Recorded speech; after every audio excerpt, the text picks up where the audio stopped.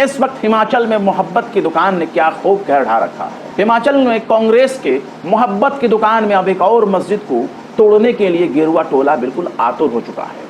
हिमाचल कांग्रेस की सरकार इस वक्त हिंदुत्व को खूब समर्थन दे रही है। कांग्रेस खुद को कट्टर हिंदू साबित करने पर तुली हुई है। कांग्रेस खुद को बीजेपी से ज्यादा कट्टर साबित करने में लगी हुई है। यूं समझ लीजिए कि कौन कितना बड़ा हिंदू है, इस बात को साबित करने के लिए गेरुआ टोले को मिलने वाली आजादी से तय होगी। हिमाचल में कांग्रेस की सरकार है, फिर भी गेरुआ टोले को खूब आजादी मिल रही है। पहले शिमला के संजौली में मस्जिद को तोड़ने के लिए गेरुआ टोला आग उगल रहा था, लेकिन अब मंडी में मौजूद एक मस्जिद को तोड़ने के लिए गेरुआ टोला बिल्कुल तांडव करने पर उतर चुका है। पर कांग्रेस की सुखविंदर सिंह सिक्खू की सरकार निक्कर गैंग के खिलाफ कोई भी एक्शन लेने से बहुत परहेज कर रही है। वो नजर नहीं आ रही है और ना ही ये उम्मीद हो रहा है कि कांग्रेस की सरकार इनके खिलाफ कोई एक्शन लेगी। कट्टरपंथियों की भीड़ मस्जिद की तरफ कूच करती है तो भीड़ को तितर बितर करने के लिए वाटर कैनन खूब छोड़े गए। पर बात सिर्फ यहीं तक सीमित नहीं है। मंडी में खुलेआम मुस्लिम विरोधी नारे लगाए जाते हैं। कहा जा रहा है कि मुल्ले काजी नहीं चलेंगे, नहीं चलेंगे, नहीं चलेंगे। इस नारे के साथ शंखनाद होता है, पर कांग्रेस की सरकार इस नफरती टोले पर कोई एक्शन नहीं ले रही है।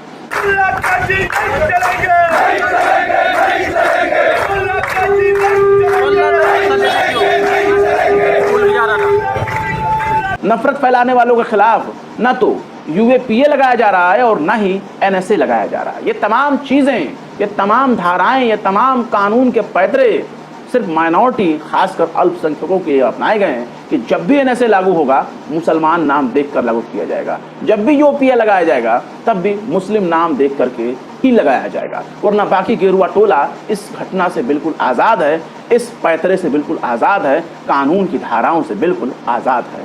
इनको जेल में डालना तो बहुत दूर की बात है, ये नाराज ना हो जाए इसलिए हिमाचल में कांग्रेस की सरकार मोहब्बत की दुकान सजाए बैठी है।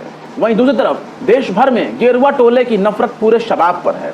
उत्तर प्रदेश में राजधानी लखनऊ में एक मस्जिद को अब अवैध बताने का सिलसिला शुरू हो गया है।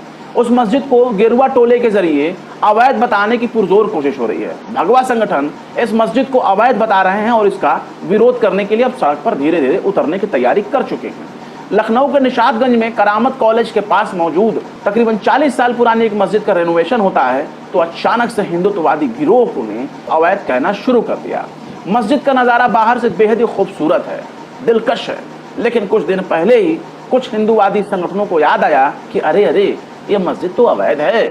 मौके पर पहुंचकर इन लोगों ने हंगामा करने की कोशिश की तो पुलिस ने इन्हें वापस लौटा दिया। फिर हिंदूवादी गुंडों ने मस्जिद के रेनोवेशन की 8 साल पुरानी तस्वीर को शेयर करना शुरू कर दिया और दावा किया कि मस्जिद का विस्तार करके कब्जा किया जा रहा है। निक्कर सेना के जमूरे फिर से मस्जिद के पास पहुंचते हैं, घेराव करने की कोशिश करते हैं, पर पुलिस ने फिर इनको वापस लौटा दिया। इसके बाद उनकी दाल नहीं गल पाई।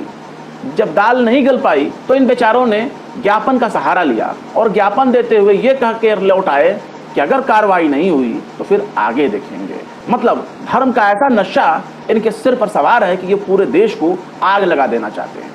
ऐसा लगता है कि मुसलमानों ने इनके सारे हक अधिकार को छीन लिया है। अगर इस देश का मुसलमान भारत में ना होता तो शायद आज भारत विश्वगुरु हो चुका होता और ये सारे गेरुआ टोले, निक्कर सेना, निक्कर गैंग, सनातनी गैंग अपने आप को विश्वगुरु के पुरोधाओं में शुमार कर रही होती।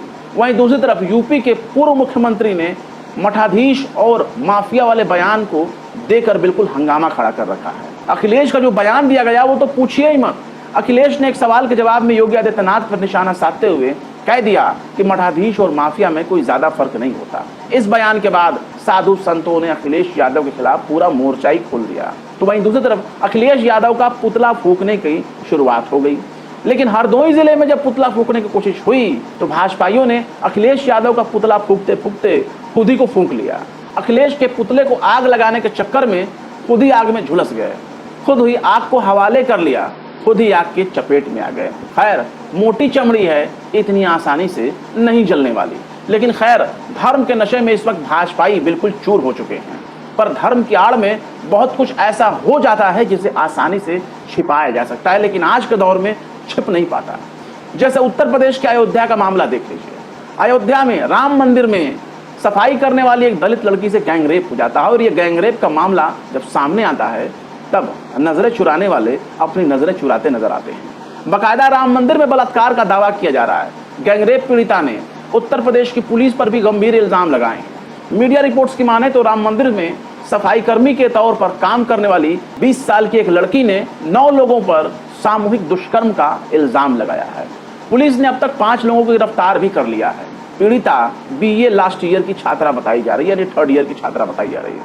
वहीं हिंदुत्व की प्रयोगशाला मध्य प्रदेश की बात की जाए तो मोदी जी की असीम कृपा से सिवनी में 960 करोड़ की लागत से बना NH-44 का 28 किलोमीटर का हिस्सा बदहाल हो चुका है। उद्घाटन के महज 3 साल के बाद ही जगह जगह गड्ढे हो गए, खड्डे हो गए। हाईवे के 2 हिस्सों में सड़क इस हद तक फट गई कि 50 मीटर के हिस्से में बैरिकेटिंग करके रिपेयरिंग किया जा रहा है। सोचिए, अभी 3 साल ही पूरे ढंग से नहीं हुए। यह हाईवे 2021 में खूब चर्चा में आया था क्योंकि इसके लेकर बहुत बड़े बड़े दावे किए गए। यह भी कहा गया कि यह देश का पहला साउंड प्रूफ हाईवे होगा, जिसके दोनों ओर खास मेटल की शीट लगाई गई है जिससे गाड़ियों की आवाज जंगल तक न जाए। फिलहाल इस वक्त ये सड़क मोदी जी की विकास गाथा सुना रही है। ये विकास गाथा सिर्फ MP तक ही सीमित नहीं है, गुजरात में भी इसकी एक बानगी देखने को मिल रही, क्योंकि भारत में अमृतकाल चल रहा है और गुजरात का मॉडल तो नहीं भूला जा सकता। अहमदाबाद में 42 करोड़ की लागत से एक पुल बनाया गया, लेकिन पुल बेहद जर्जर हो गया, लिहाजा इसे तोड़ने का फैसला किया गया। 42 करोड़ की लागत से बनाए गए पुल को तोड़ने में 52 करोड़ रुपए खर्च किए गए। इसे ही कहते हैं मोदी जी का गुजरात मॉडल। हिंग लगे ना फिटकिरी और रंग चोखा ही चोखा। वाकई क्या गजब का नजारा है। पर यह तो अमृतकाल की महज एक बानगी है। बिहार वाले भाई साहब से पूछिए ना, इनकी खूब चर्चा होती रहती है। वो क्या है ना कि नीतीश कुमार का जो राज है, उसने जितने भी पुल बनाए थे वो ज्यादातर भाग गए, या तो जो बना रहे थे उनमें से ज्यादातर हवा के झोंके में गिर गए, कुछ तो ऐसे भी हैं जो पानी की बौछार में बह गए, उड़ गए, और जो बचे हुए हैं उनका बारी कभी भी आ सकता है, वो भी अमृतकाल का नज़ीर बन सकते हैं। खैर, धर्म के बुखार ने फिलहाल पूरे देश को आग लगा रखा है। हिमाचल की घटना बानगी है कि सत्ता बदल जाने से सिस्टम नहीं बदलता, क्योंकि सिस्टम में बैठे हुए लोग संघी हैं, निक्कर गैंग के हैं, जिनको ये कोई फर्क नहीं पड़ता कि राज्य में किसकी सरकार है, किसकी सत्ता है, क्योंकि सत्ता और सिस्टम में बैठे लोगों को संघ का समर्थन हासिल है। फिलहाल इस वीडियो में इतना ही। ये वीडियो आपको कैसा लगा कमेंट बॉक्स में जरूर बताएं। वीडियो पसंद आए तो लाइक करें, शेयर करें, और विवाद निष्पक्ष स्वतंत्र पत्रकारिता को सपोर्ट करने के लिए आप हमारे चैनल टाइम्स मेल को जरूर से जरूर सब्सक्राइब करें, और हाँ, बेल आइकन का घंटी वाला बटन दबाना बिल्कुल ना भूलें, ताकि आपको हमारे चैनल पर आने वाले नए वीडियो को नोटिफिकेशन फौरन ही मिल जाया करे। फिर मिलते हैं किसी और वीडियो में एक नई खबर के साथ। शम्स तबरेज को दीजिए इजाजत। जय हिंद। अगर अभी तक आपने हमारे चैनल टाइम्स मेल को सब्सक्राइब नहीं किया है तो जल्दी से सब्सक्राइब कर दें और बेल आइकन भी प्रेस कर दें।